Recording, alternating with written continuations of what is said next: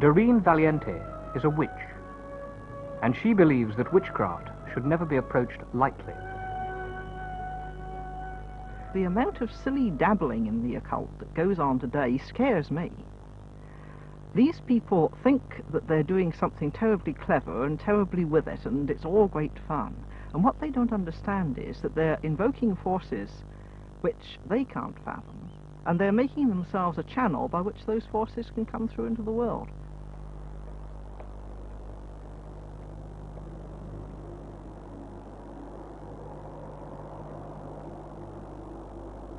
The revival of public interest in witchcraft is one of those curious features of life today.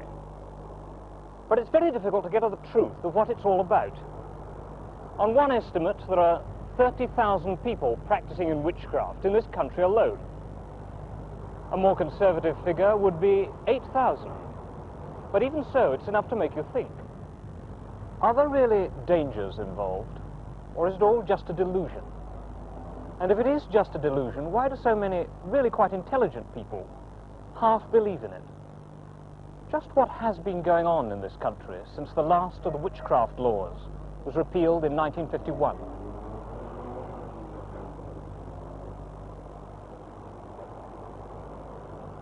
Witches certainly hit the headlines, often in conflict with the church.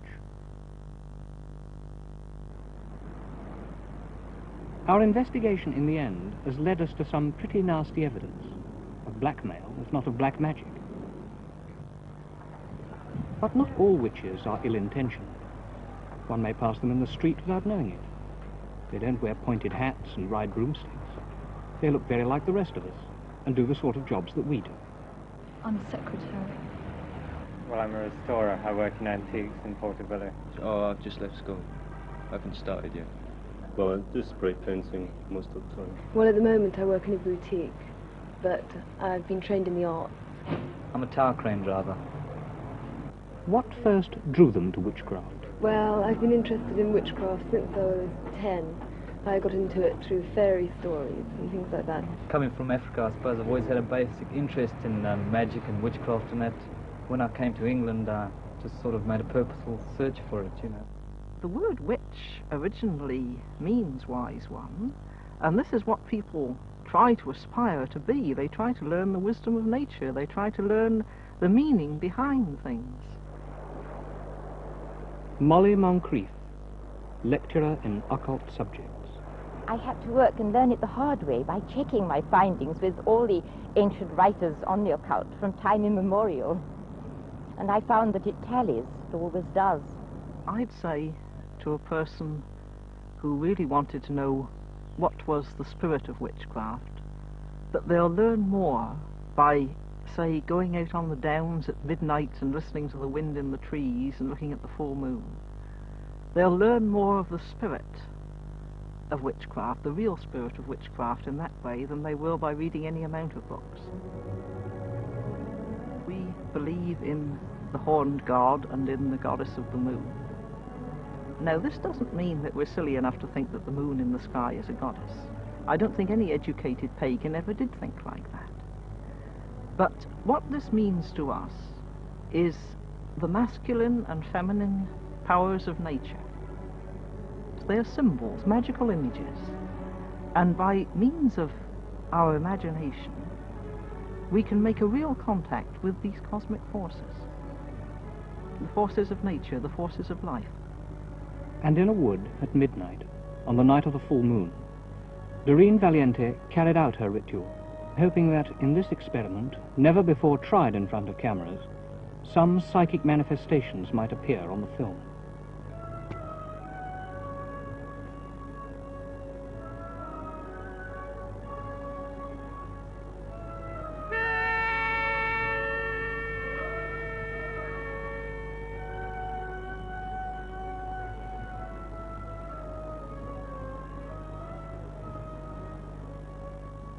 Diana of the rounded moon, the queen of all enchantments here, the wind is crying through the trees, and we invoke thee to appear.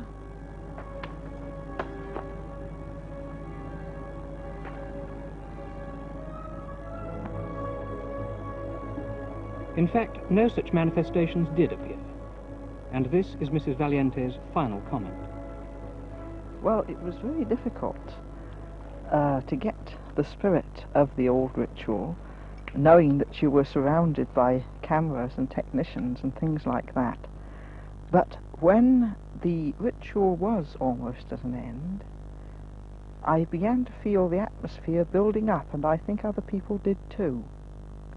This is what the ritual really means. It isn't conjuring up a sort of pantomime demon or anything like that.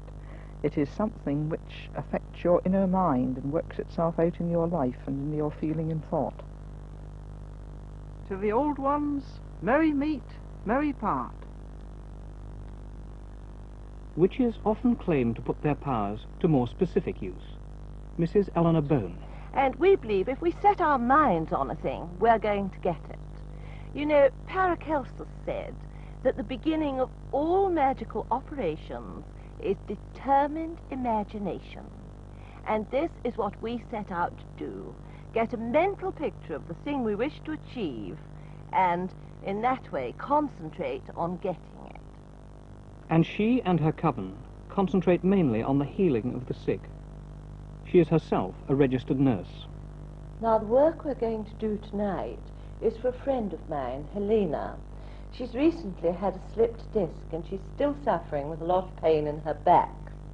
Now, when we concentrate at the end, I want you to picture her cycling around the country lanes on her bicycle, you know, full of energy and full of life and really fit and well again. When we dance round chanting, we start slowly and we get quicker and quicker. Now, doing this, we're releasing a great deal of energy. At the same time, the chanting is setting up vibrations. Eco, eco, arida. Eco, eco, as a rack.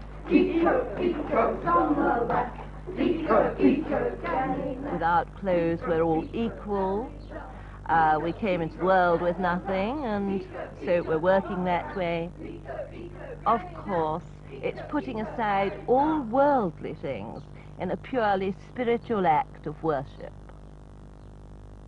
Alex Sanders is another witch, well known on television, who initiated his wife, Maxine. Blessed be thy womb, without which we would not be.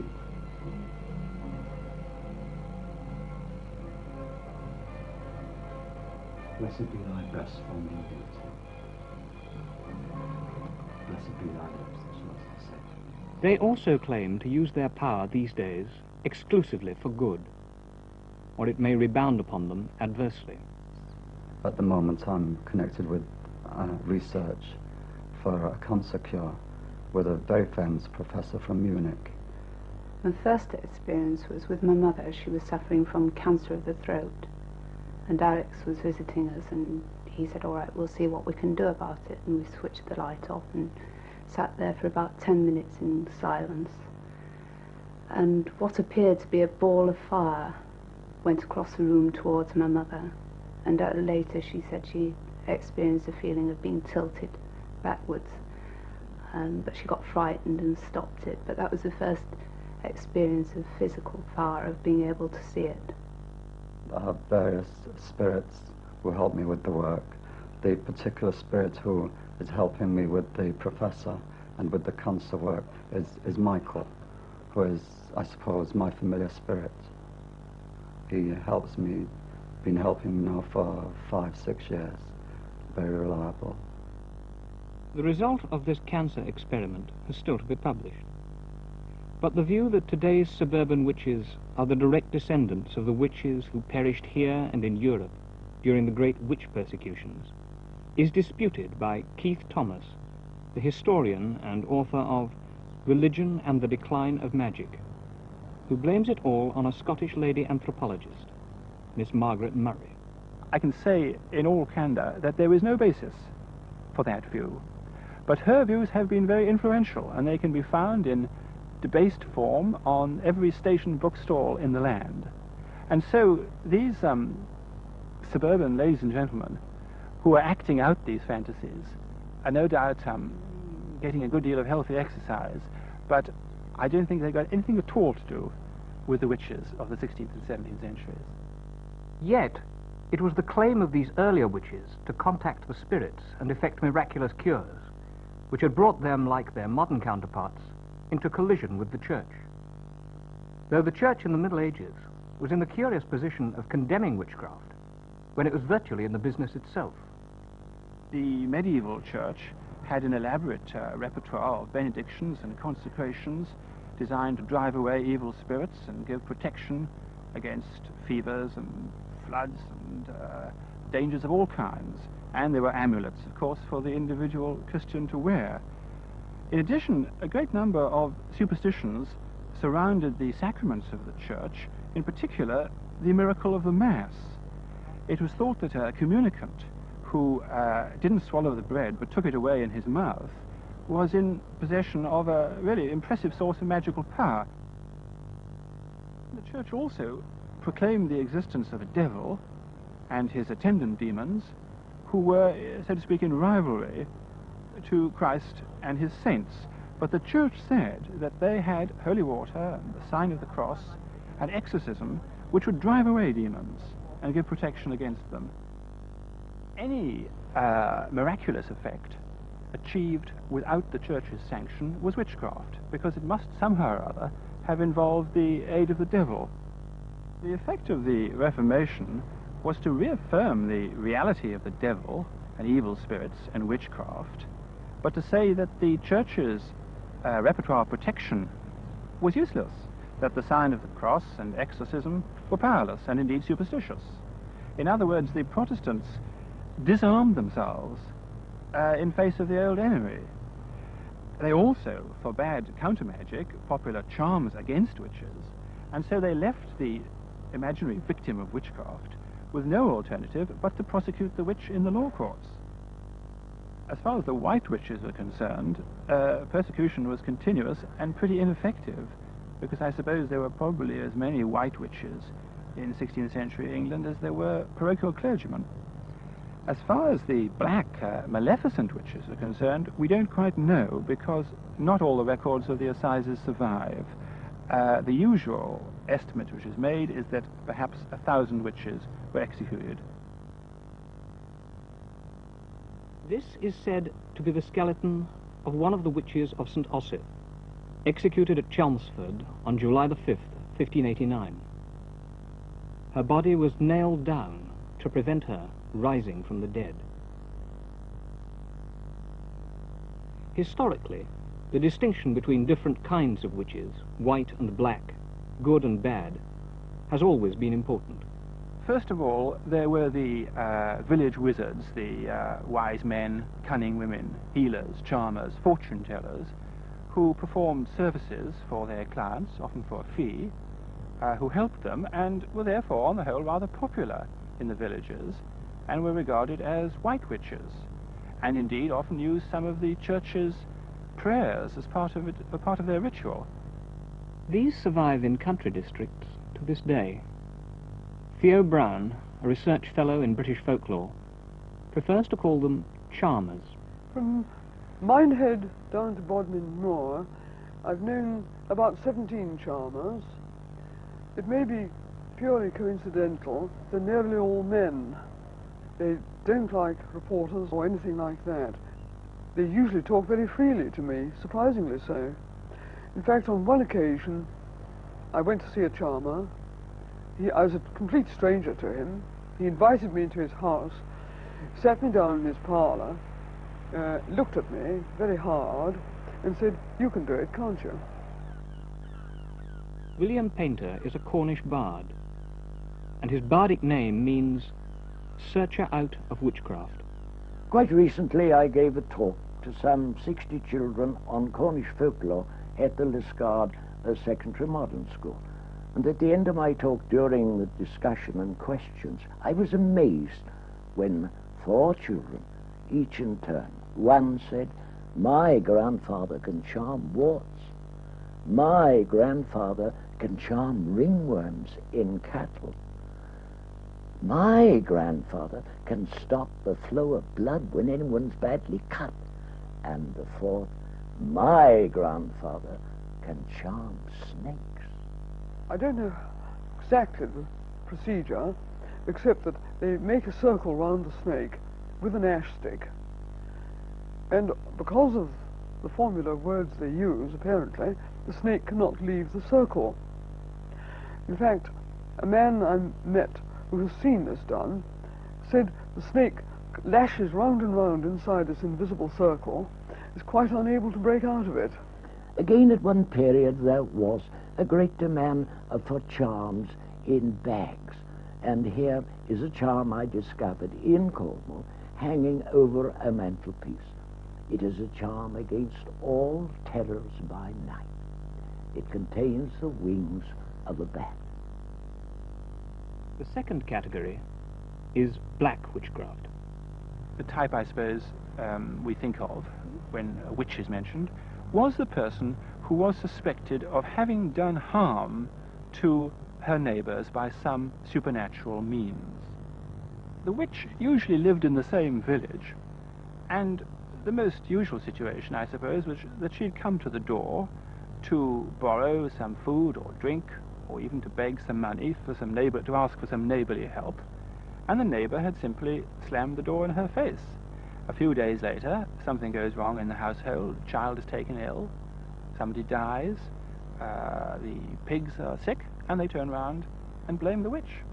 I think in the old days, people very often did put a curse on someone that worked, because you see, people were very much wronged, perhaps by, say, the local squire turned them out of their home and they had no redress at law or something like that. No human law could do anything for them. And when a person was really wronged and cursed someone from the marrow of their bones, believing in every word of it, then that sort of curse with justice behind it did work.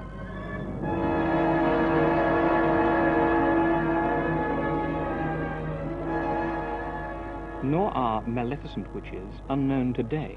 I recently heard of a grey witch who blighted a neighbour's cattle over the hill, and a bishop went and remonstrated with her about this. He asked her, "Are you responsible for this?" And she said, "Oh yes."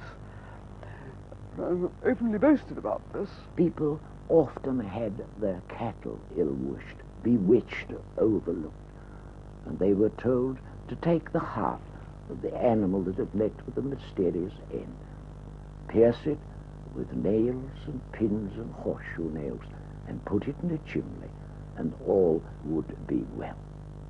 But even in rural witchcraft, all wasn't always well. In 1945, on the slopes of Meehan Hill, an event took place which brought witchcraft into the national dailies. A particularly gruesome murder was committed, which soon became known as the Witchcraft murder.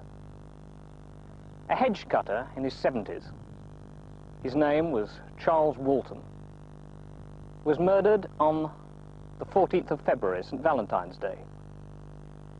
He was battered to death with a stick, and he was pinned to the ground with his own pitchfork, which was thrust on either side of his neck, through the neck. A sign of the cross was cut on his chest with his own billhook. One of the most remarkable features about the case was the seriousness with which the police treated the whole witchcraft theory. No less a person than Fabian of the Yard was called in to investigate it, and the police soon turned up some very curious pieces of local information. St. Valentine's Day in 1945 fell on Ash Wednesday, a day particularly rich in black magic associations. It was the day when the Druids were reported to have made sacrifice to the earth. They killed their victim with a knife and allowed his blood to drain away, to replenish the fertility of the soil. Charles Walton's case aroused the interest of Margaret Murray, the celebrated Egyptologist and archaeologist. She was then in her 90s, but she came down to the village to stay there and investigate the case personally. And she said that she was 95% certain that the killing was a witchcraft killing, that Walton had been murdered to replenish the earth. Well, why should this possibly be so? the theory that came out was that Walton himself was a witch, and he'd made barren the local land. The crops had been bad, they'd been late, and they hadn't really been very fruitful. He is said to have tied a toy plough to the leg of a pet toad and sent it scurrying across the local fields. In 1875, in Long Compton, a village only a little way away, an old woman had been killed under exactly the same circumstances. A pitchfork had been thrust into her throat, and the young man who did the crime confessed later in court that he had done it to rid the village of witchcraft. This is a photo of old Walton, and his case demonstrates just how elusive witchcraft can be to the investigator. With me now is the person who knew him most and best, his niece, Mrs. Good. Mrs. Good, Charles Walton was living with you at the time of the murder. Yes. Do you think that there was any chance that witchcraft played any part in his death at all? No. I think the papers made a lot of it. And I lived with him all my life, and I've never known such things. I think it's ridiculous, really, the things that were said. What did you think about the theories in the newspapers? What the paper said was very disturbing, because none of it was true. Warwickshire is supposed to have been one of the great centres of witchcraft. Did you ever meet a witch or know anything about witchcraft? No, never. I've never heard of it. I never remember them talking about witchcraft till this came along. Coincidence can account for many things, and the easy explanation is often avoided. The vicar of Laniste in Cornwall, the Reverend R.F.G. Pierce, had this to say. One Sunday I noticed that the church candles seemed to be burning down rather quickly, so I made a mark on them. The following Sunday I noticed that they had burnt down even more, so I went along to the police and said that I thought perhaps somebody was using the church during the week. I said that we would arrange to have the church locked, and to my amazement I saw a report in the newspaper the next day, "Vicar asks police to solve altar candles mystery." For myself, I don't think that there is anything to do with witchcraft in the matter, although that was suggested in the report, because I think that witchcraft is the manipulation of one person by another. More probably it was a vagrant who was seeking shelter in the church. But dating from ancient Babylon, there has been a third type of practitioner, considered to be even more sinister. The intellectual wizard, the man who tried to get in touch with the spirit world by an elaborate ritual of conjuration, drawing circles and lighting candles and hallowing and so on. This was, as I say, a rather intellectual thing to do. It was very popular at the universities, and I suppose from the point of view of Jacobean undergraduates was rather the counterpart of modern drug-taking as the stock student temptation. Take the case of the notorious Sir Francis Dashwood, who founded the Hellfire Club in the caves below West Wickham. It's difficult at this distance of time to know how much genuine Satanism played a part in their practices. It was rumoured that Dashwood and his companions had celebrated Black Mass both here and at Medmenham Abbey. Dashwood himself was an intensely religious man in some ways, and it was rumoured that there was a secret passage leading from the caves down here to the church on top of the hill, and that Dashwood's parson worshipped God above and Satan down here. On one occasion, the devil did in fact put in a personal appearance. He leapt across the table and seized Lord Sandwich by the throat. Sandwich collapsed in a nervous fit. The devil turned out to be an ape, equipped with false horns and a little black cloak. He'd been introduced into the assembly by John Wilkes. So it seems that among all their Satanism, there was a certain amount of jesting too. But not everyone has taken it as a jest. For many, Satanism promises a shortcut, a guarantee of power and pleasure in this world, and its adherents seriously believe that a demon or emissary of Satan can be called down to do their will. the myth of Satan and his human servants continues to the present day. This is the Church of Satan at San Francisco, where Anton LaVey, the high priest, says, "Live is evil spelt backwards." He therefore reverses everything in the Gospels. Hate your enemies, he says, and if someone smites you, smash him. Hail Satan! Hail Satan!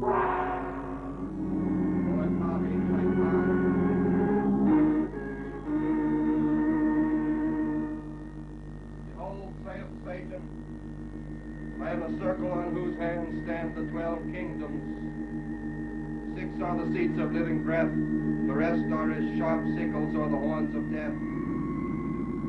The actress, Jane Mansfield, was a participant in the rituals of his church. When she tried to break away, she met a violent death in a car crash soon afterwards. Many believed that the accident was controlled by LaVey's psychic power.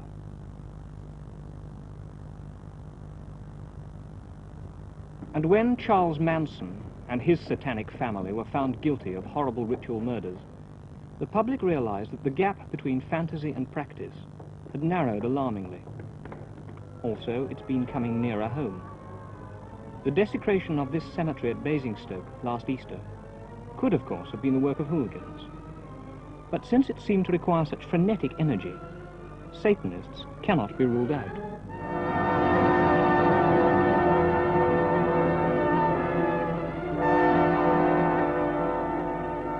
Captain Barry Irons, Church Army Youth Counsellor in Birmingham, could scarcely believe in this day and age what he found to be happening. I'm told by a large number, and I do mean a large number of young people who've come to see me, that very often the first time they have been taken to a party where witchcraft has been involved, they have been initiated, which largely means, of course, that they're laid on the altar and the sacred signs are made on their body with animal's blood. They do, of course, drink animal's blood too as part of the ceremony. Daphne Reeves, a nurse, was once a member of a black magic group. Well, I was working in London at the time, and I was sharing a flat with 3 other people, and 2 of them one night said, would you like to come to a meeting with us? I'm sure you'll find it interesting. And I did so. And it turned out to be a meeting of people who were practicing black magic. At first I was just an observer. It was very interesting, and I felt that I could perhaps learn something. I gradually became more and more involved. The things I find the most horrifying, of course, are the vows which they're expected to take. And these are the things which hold people, of course, to the group long afterwards. One of the vows is, of course, first of all, that you promise to forward the work of our Lord Satan, Lord of Earth. The second thing is, of course, you vow to be loyal to the Abuddon, who is the leader of the coven. Another thing is that you must break the faith of a Christian. And this is interesting because a large number of the young people have been once members of the Christian church. And you do take a vow, which is a trophy, in fact, to break the faith of a Christian. And the last one, which is even more frightening and horrifying, that you will get a man of influence or responsibility into a compromising situation. And this largely means sexual activity, where through the photography and the taping of what goes on in a prearranged room, there is a hold on that person for blackmail, and in some sinister way, it is possible for certain people to have a hold on some of the decision-making of this country through such things as blackmail and witchcraft. There are many other practices, but I think these are the most horrifying. Now, this sounds a little bit unusual. It could be taken by many people as just not being on, but I'm afraid it is on. And once you start taking part in this as a young person, all this can be very mentally upsetting. I became aware of the intensity of my thought, which could be very evil and very effective. If you read old books and you imitate occult practices and you seek after the devil, there is a way in which you begin to think evil and be evil.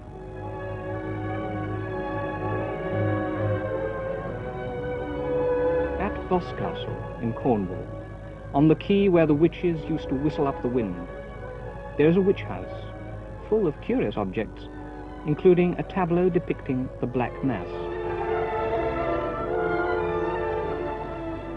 Its owner is Cecil Hugh Williamson, who gives his own account of what goes on behind the scenes of a seemingly innocuous organization. Today, we have got this very sound and practical system, which after all is the basis of all spy systems, and any Russian person running an intelligence service, or German or French, would recognize it at once. You've got the cell system, where the cell works, but it has its link man. So, you can imagine this scene. As a local coven of a district has its meetings every once in a while, and so what happens is that you find a group of people making tracks to the meeting place, but they don't all drive there and arrive and fill up a car park. No, for secrecy and security, what they'll do is they'll go in their Austin 1000s or what have you, and will gather at, if there's a lot of them, they may use 2 pubs, so that you have no more than 5, 6, 8 people meeting at a pub at the end of the thing. They'll leave some of the cars there and go off in 1 or 2 cars, and they will then drive off to this country house or maybe a farmhouse. And in appearances, it's exactly what it is, a pleasant house, living in the country, possibly retired people, nicely kept gardens, cars will drive up. Any locals will say, oh, well, Mr. and Mrs. So-and-so are having a little cocktail party and get together. Eventually one of the people will come and say, well, quieten down, everybody, he's arrived. By the word he, they refer, of course, to the man in black, the coven leader. Now, the coven leaders sometimes is seen, but very rarely these days. The system is practically the same everywhere, is that there's a door which is left open and leading into the room where the guests are assembled. People quieten down, shade the lights down a little bit to a quiet light, and a runner, which is the man in black's secretary or scribe, will make all the arrangements. He's like a major domo. And the major things they do is that when the preliminaries are done, they start about the business in hand today. Ever since the dawn of time, there have always been people that want things. They want somebody else's wife, they want health, they want youth, they want this, that, and the other. And the witch, as the word witchcraft says, they are in trade. It's a business. You pays your money and you gets a result for it. And so with the witchcraft business and all the witches, they've always referred to their customers as wanters, because that is exactly what it is. If you can't get it in the shop down the street, if the law doesn't provide it for you, well, then you go to the witch. I did a magic ritual in reverse, and within a year I owned a 26-roomed house. Within 2 years I was worth £250,000. Within 5 years I'd gone through nearly £750,000 by the use of black magic. How do you join? Oh, that's probably the most common question that I'm asked. All sorts of people are dead keen to become witches and join witchcraft covens. Well, the short answer to that is you don't join. The witches select their replacements very, very carefully, and anybody with a little bit of common sense who sits down and gives it a little bit of thought will see why. After all, you're going into a most exclusive organization whose work, mostly for their wanters, is beyond the law. In fact, let's be blunt about it. You join a witchcraft coven and you may, are almost certain to at some time, be a murderer or murderess. The reason that I drew away from it was because the first person to help me with the ritual was my sister. She was involved with me in a shooting incident. There are times in this world when people have said it, often in best of families, be better off if he was dead. That little sentence, if you think about it, is not an isolated or a rare thing. It's all too common. There are many, many women and men up and down the countryside who loathe and detest people. And they are the people who go to the witches and ask for that very useful, expensive, and practical service, elimination.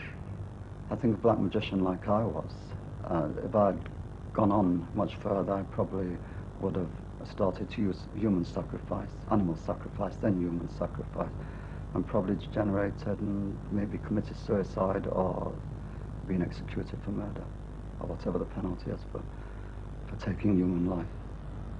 Nowadays I try not so much to have a guilt complex about it, but try to make amends. Once they try to come out of the group, tremendous pressures are put upon them. They don't let them go very easily. They know where they're working, for instance, they know where they're living, they even know who their boyfriend or girlfriend is.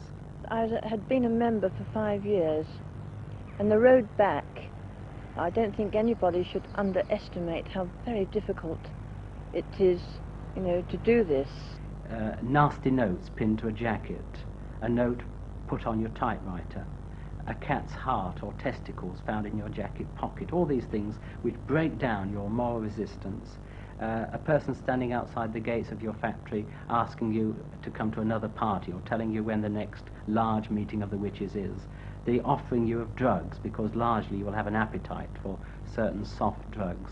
The other thing is that it seems, and I cannot understand how it works, that they do seem to be able to know what each other are thinking. There is a kind of a telepathy, a thought wave from the abundant to the person. I can't understand this. I still find it hard to believe. Their power is great, and they have a very long arm, and I think that I don't think one can experience this and come away unscathed. I think something is bound to be left. You're bound to have scars. How do they eliminate a person? Well, broadly speaking, there are two methods. One is that you use the practical things which are already on this earth. By that I mean you can poison a person or such like things. On the other, which is more interesting and actually the one they prefer to use, you make use of the spirit forces. Now that may sound a very tall order to you, but it comes in the category of mesmerizing a person, influencing their mind and controlling them. I'll give you an example. Shall we say there's a wife wants to get rid of a awkward, we use the word caddish husband, a blackguard. Well, he works in some place like most people. He has a car, probably on the way home he has a drink with the boys.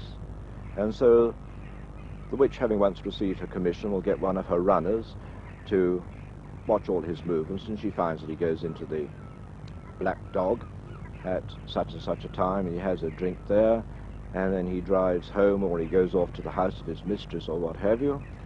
So the procedure is quite simple, is that arrangements are made for the witch to go to the pub, and she will be in the bar there, be quite close to the target, as you might say, and she can either speak to him direct, get to know him, or she can actually do it with her back turned to him. And what she does is she gives her particular spirit, and I ask you to believe this because when you're talking about witchcraft you do step into the world beyond, which the average person knows very little about, but it's so real. And she will instruct this spirit force to latch onto this fellow, and the instructions to it are very simple. She just says, make this man go to sleep in 15 minutes, or half an hour, whatever it may be, knowing full well that he'll finish his drink up, and he'll go out of the car park and get in his car and start to drive home, and he will black out. Well, a lot of young people don't believe there is a power when they get involved in satanic or black magic practices. They go for the drugs, they go for the fun of it, they go for the adventure. But many young people, although they don't believe it at first, by involving themselves in occult practices and satanic worship, they open themselves to spirit possession. Well, really, it's the power of the church in reverse. Very powerful, very frightening. And since the Reformation, the Church's use of exorcism has been creeping back. The Bishop of Exeter set up a study group to look into it. John Richards was the secretary. Our study group and its findings have made quite clear that there is a great difference between the mentally sick and those whose illness is primarily spiritual. We have on our study group doctors and psychiatrists. The New Testament view of demonic possession, in my experience in recent years, I've had to now come to accept this. The manner of Christian exorcism is very varied. It could be done quite informally and extemporally. The first one took place on a Sunday afternoon at 3 o'clock after I'd invited a young girl who had been a witch for about 4 years to come and see me. The day before I had found out a lot about her. I found that she had rejected the Christian faith. She had now a satanic name. She was an Ephonite, which is a kind of a second-order witch, and she had taken the vows and was very guilt-ridden about all that she had done, and she wanted help. I found also she had taken drugs. I found a lot about her family, and I was pretty convinced that she was possessed of something which was evil, and I felt compelled to do something for the girl. And what I did for her, I've done for many others since, in fact over 142. And she begins to say, "What are you doing to me?" And I say, "I don't know what I'm doing to you, but I think I'm blocking the Abaddon insofar as I'm picking up something of what he's trying to say to you." And while the girl is in this almost state of transit, it is very important then to make contact with her. And I always kneel down by the person and put my hands on her hands, which of course she pulls away, but I hold them. I think the best and the only real antidote is prayer. It is a very powerful weapon, as these people themselves realize, of course, and are frightened of. And as I say the Lord's Prayer, nothing seems to happen until I come to, "And lead us not into temptation, but deliver us from evil." And when that happens, I'm frightened to death in many cases, because by this time the girl is pulling away and saying, "No, no, no." And at the same time, I'm very, very hot or cold, and my heart is really bumping very fast, and the whole room seems to be alive. And as soon as I said the Lord's Prayer, I then say, by the authority given to me in the Lord Jesus Christ, I command the powers of evil within you to cease, and I give you back your Christian name. And then I give the girl her Christian names as they used to be, and I sign you with the sign of the cross in the name of the Father and of the Son and of the Holy Spirit. And it's a great act of triumph, you know. But the other thing is, it's never over there, because the person always leaps up into the air and has a kind of an epileptic fit, or runs down the stairs and collapses. And the horrifying thing is that they're very often unconscious for nearly half an hour. But the beautiful thing is, when they awake, it's over. It is really over. I bind all evil forces and all evil influences, so that they never more disturb, distort the soul of thy servant Frank. But that he may Here is another exorcist, the Reverend Christopher Neil Smith, at work on the case of an American who felt that he had been bewitched. And of the Son and of the Holy Ghost.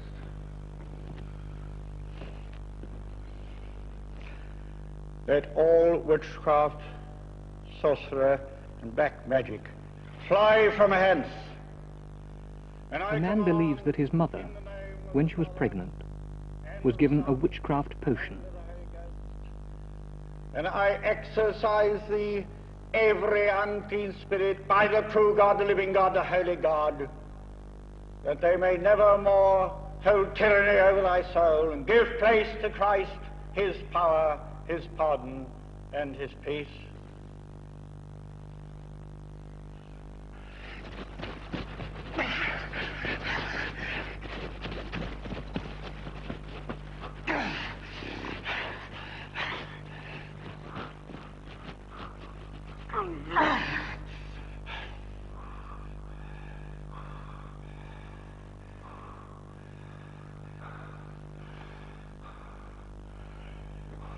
The blessing of God Almighty, the Father, the Son, and the Holy Ghost be upon you and remain with you this day and always. The man said afterwards, it was as if 1,000-pound weight had been lifted from his shoulders.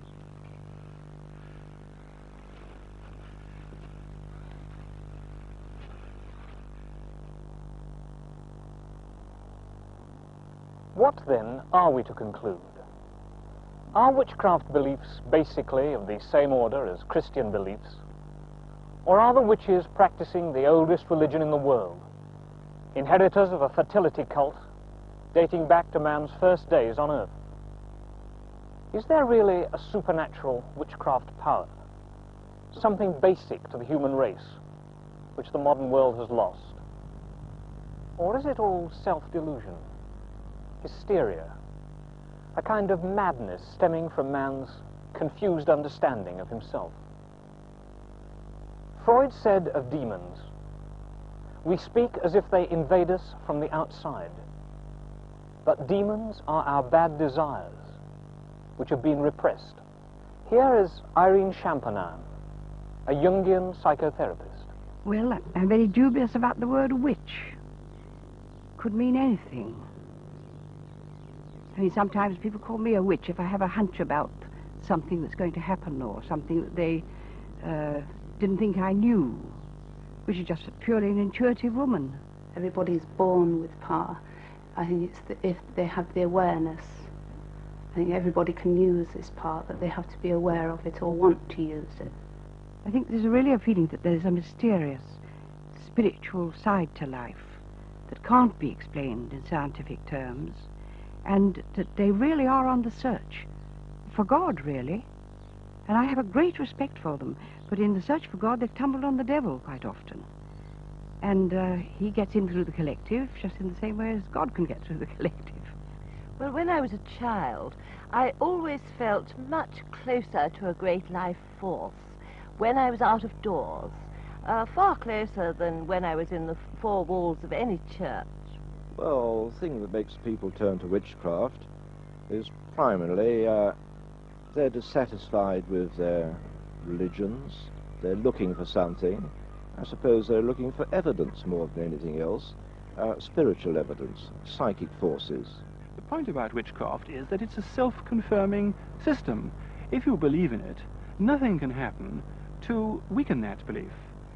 If I believe that magical healers can cure me and go to a magical healer, well, if I recover, then I've been cured.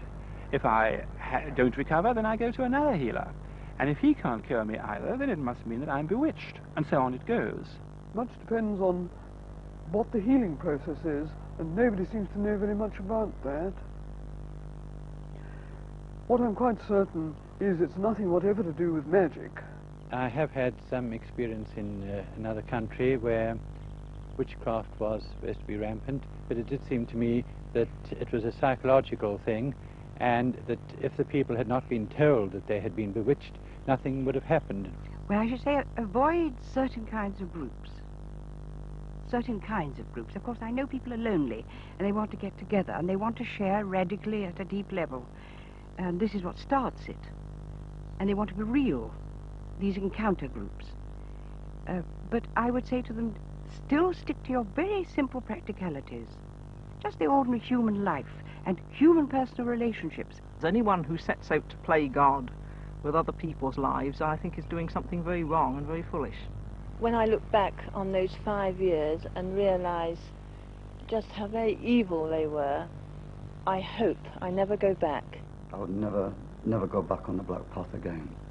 I've still got money in the bank from those days, over £137,000. I will never touch it. The danger at the moment is that many young people have rejected the Christian God and are seeking out old gods which are false, which are dangerous, and really will resort to their own ruination. Once you're in, you've sold your soul.